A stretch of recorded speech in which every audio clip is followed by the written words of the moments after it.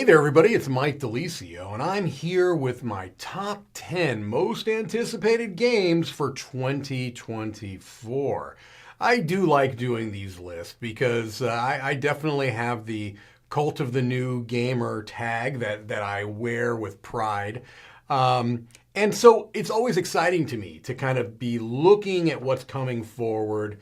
Sometimes you can get lost in what's coming ahead and maybe lose sight of what fantastic games you already have. But that being said, I really do like doing this. A couple of caveats. First of all is that, almost every time when you do one of these top anticipated games lists, there are going to be games that don't actually end up showing up in 2024 with crowd-funded games. Very often things can happen to delay that. And I believe that in this particular list, I'm pretty sure that I kept off any game that I had on a previous anticipated list that has not shown up yet. So, for example, something like Unconscious Mind. I'm very much looking forward to that game, but I had it on my anticipated list last year, and so I didn't put it on this one. Tidal Blades 2 would be another example of a game that was on an earlier list than anticipated, but I chose not to put it on this one because I wanted to have 10 new titles that I can be talking about. So, with that being said, let's go ahead and get started. And again, I did number these from 10 to 1, roughly in order of my anticipation level, but they're pretty close. I'm excited about all of these, and I could have easily made a top 20 or 30 games that I was anticipating for this year. So, at number 10 is Peacemaker, Horrors of War. And this is a game from Sammy Loxo, and he has made a number of games in this kind of world. He's made Lands of Galzer most recently, and then previously he had a game called Dawn of Peacemakers, and Peacemaker's Horrors of War is essentially a redone version of Dawn of Peacemakers, which is a cooperative game that I loved. But this one looks like it's going to be even better. It looks like a more refined system, an improved system. And so I'm very much looking forward to this game from Snowdale Games, the publisher. And the idea behind it is essentially that you have two warring factions, and you are not playing as either of those factions. You are playing as a peacemaker, trying to get both of the sides to pretty much just give up the war. And it's a very intriguing theme, and it was handled very well in Dawn of Peacemakers, and it looks like they're really kind of accentuating this idea of why you would want to have this war end, which is you see in the subtitle, Horrors of War. So very excited, looking forward to this quite a bit. Number 9, we have Creature Caravan, and this is a new game coming from Red Raven Games, and that in and of itself is reason enough to be on this list. Creature Caravan from Ryan Lockett. This is a game that I don't know too much about. There was an early copy that people here at the Dice Tower played on a live play, and I did not get a chance to participate in that. And I just looked a little bit at the video because honestly, I didn't want to have a lot of things spoiled for me, but the reports I heard have made me very, very positive in looking forward to playing this. And I think that Ryan Lockett is just such a talented designer, an incredible artist, all of the things that we've talked about with him so much. So I'm looking forward to this. And I think it's interesting that this is one that doesn't really seem to have a story element. So this one is going for more of the games like, Ancient World or Islebound that didn't have the story element as opposed to things like Near and Far. All right.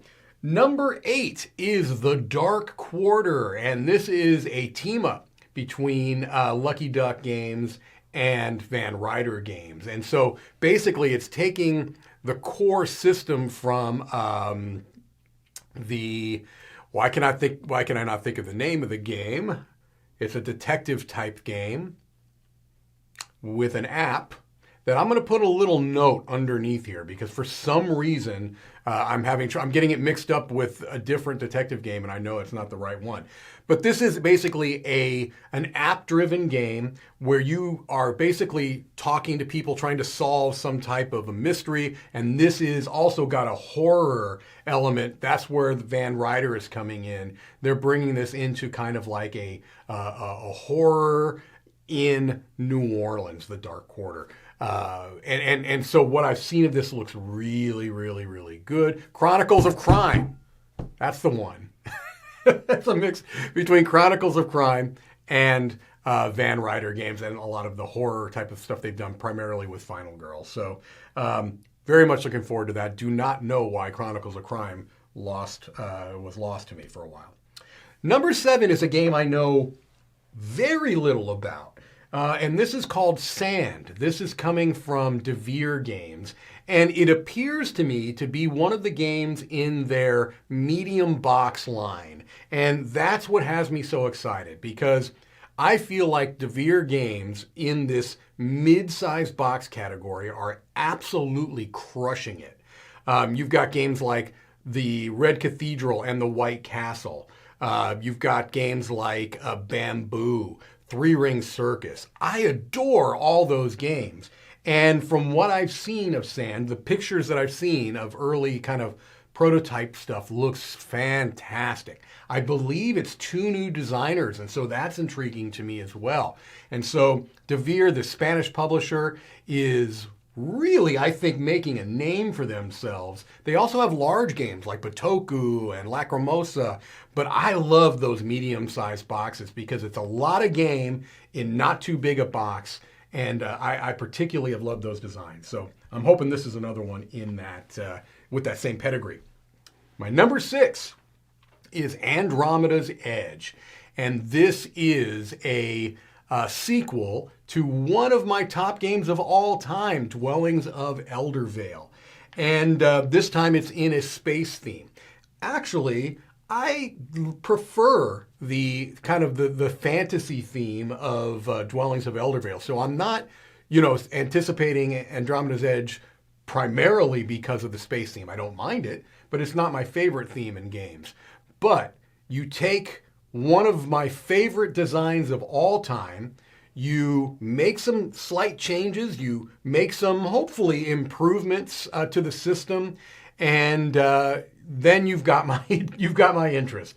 You've got my strong interest. And so Andromeda's Edge is something that I am very much looking forward to. I have had opportunities to maybe get some early looks at it, and I've actually kind of held off because I kind of want to come to this system with fresh eyes and with no real, well, I can't say I have no kind of preconceived notions because it's based upon a design I'm very familiar with. But I'm just keeping a very open mind, and I kind of want to see how it presents itself. Very much excited about that. All right, my number 5 is coming from Garfield Games, one of my favorite publishers out there, and this is Ezra and Nehemiah. This is a game that is part of their Ancient line, which has games like Raiders of Scythia and Hadrian's Wall and Legacy of You.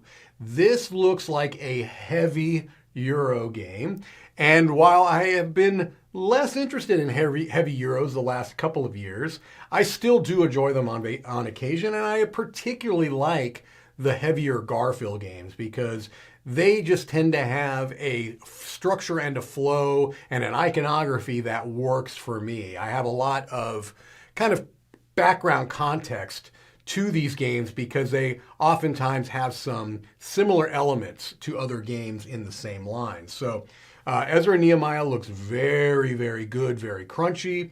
And I'm hoping that this is going to be the heavy Euro next year, double checking, yes, the heavy Euro next year that captures my attention. They also have Inventors of the South Tigris coming out. I kind of felt like I had to pick one or the other. I'm very excited about both, but I went with Ezra and Nehemiah.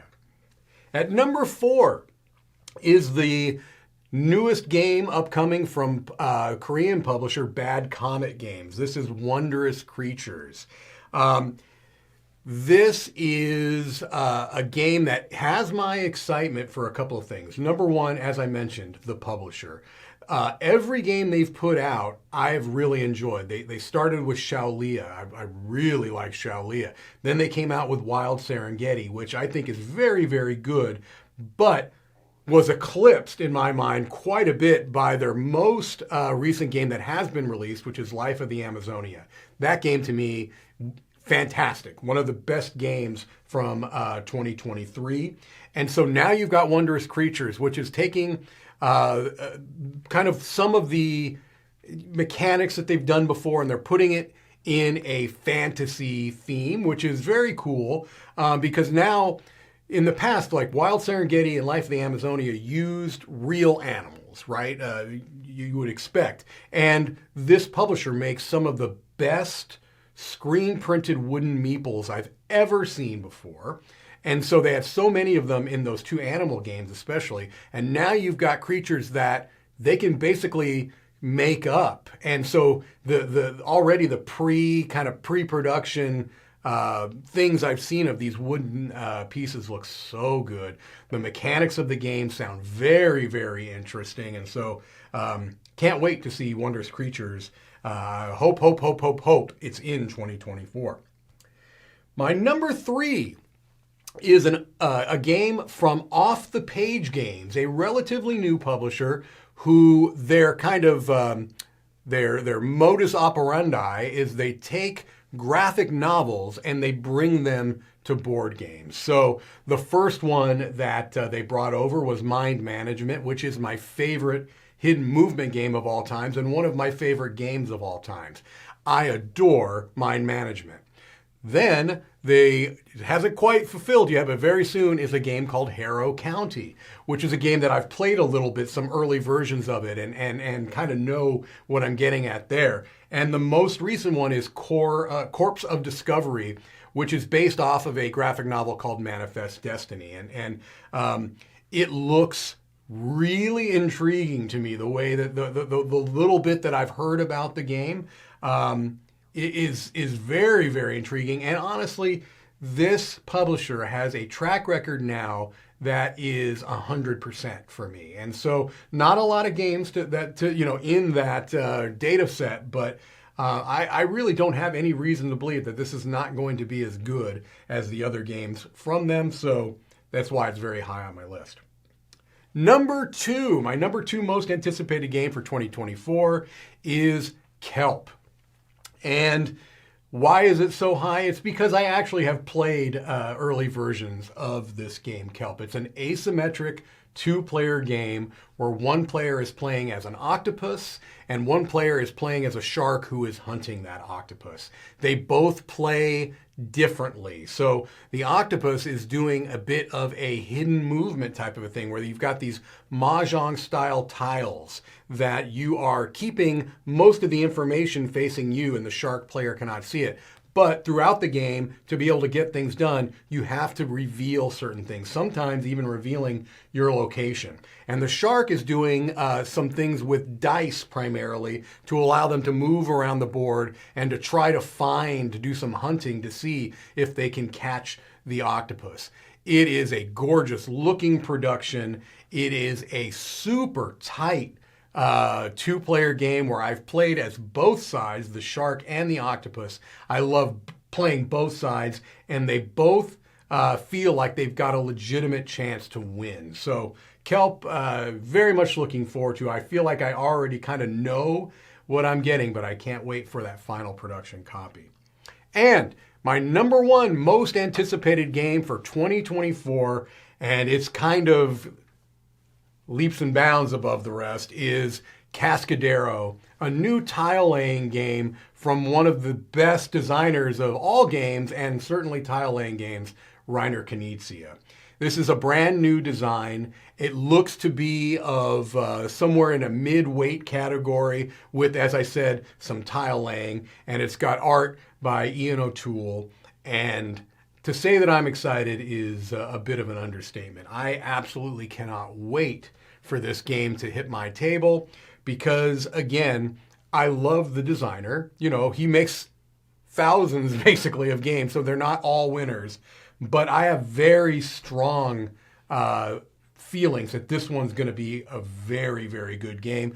The publisher Bitewing Games has done work with Reiner Knizia before. Their productions have all been outstanding. They've done some re-implementations of earlier designs, some new designs, and this one is actually coming out concurrently with a smaller roll and write version of the game, which I'm excited for. But I'm most excited for this full-scale tile laying game from Dr. Reiner Knizia, Cascadero. That is my #1 most anticipated game for 2024. So there you have it. As I said, there are multiple games that did not even make the list. There are going to be games that I have not heard about yet, for sure, that I'm going to be getting very, very excited for. So at this snapshot in time, in January of 2024, these are my most anticipated games for the rest of the year. All right, well, that's going to do it for me. This is Mike DiLisio, signing off from Dice Tower headquarters.